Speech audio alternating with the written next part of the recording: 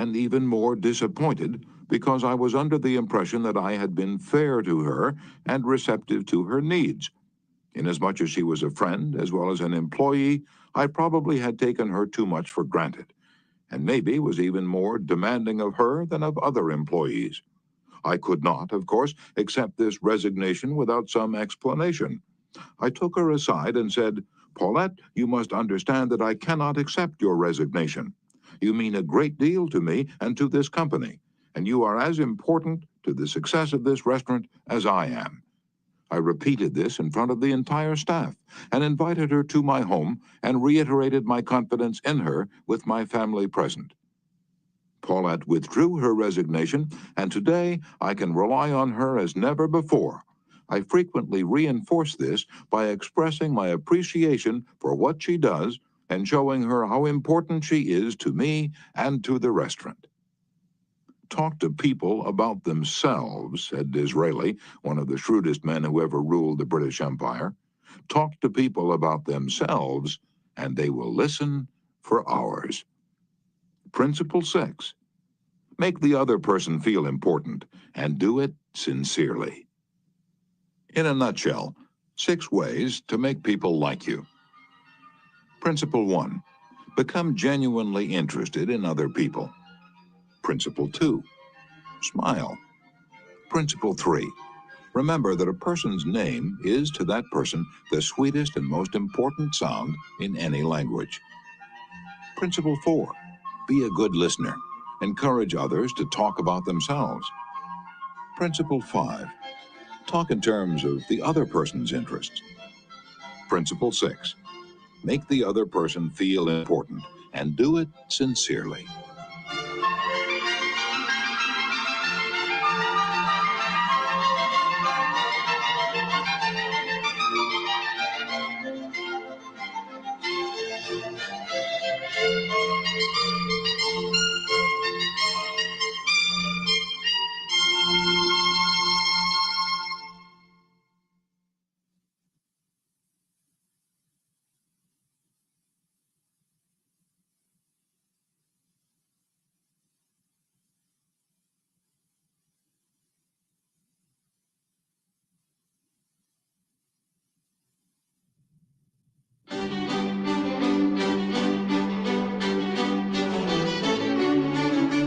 Part 3.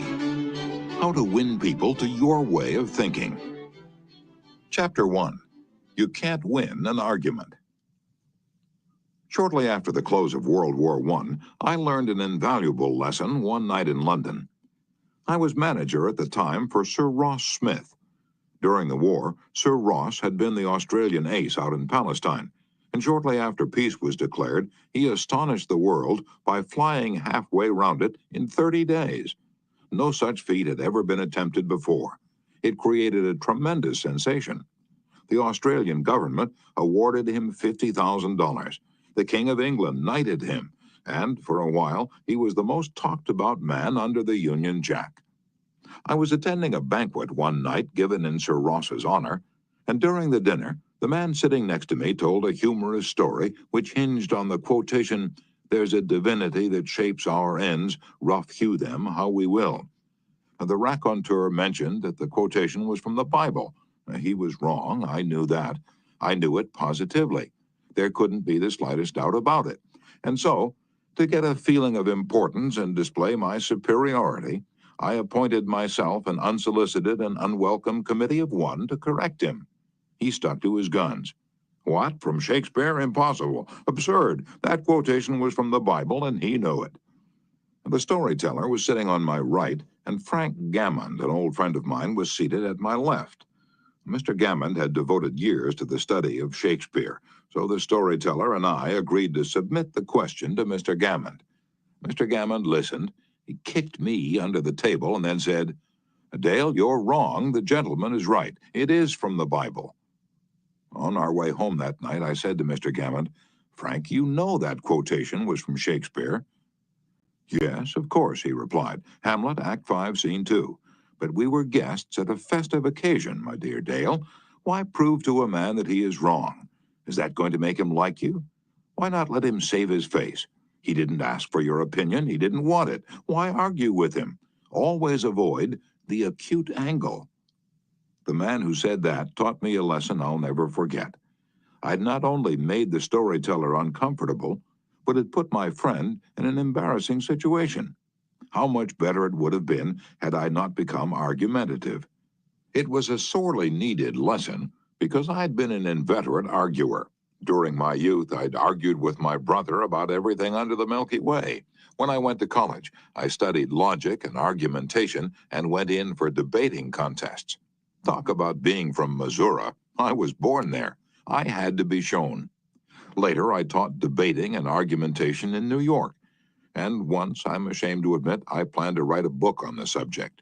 Since then, I have listened to, engaged in, and watched the effects of thousands of arguments. As a result of all this, I've come to the conclusion that there's only one way under high heaven to get the best of an argument, and that is to avoid it. Avoid it as you would avoid rattlesnakes and earthquakes.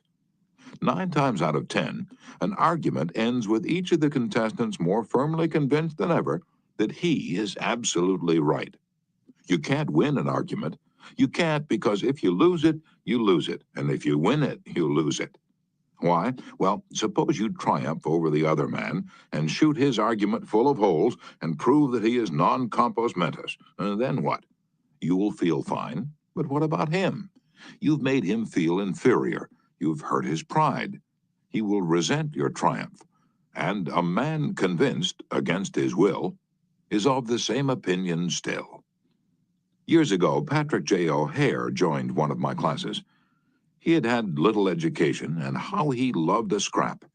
He had once been a chauffeur, and he came to me because he had been trying, without much success, to sell trucks.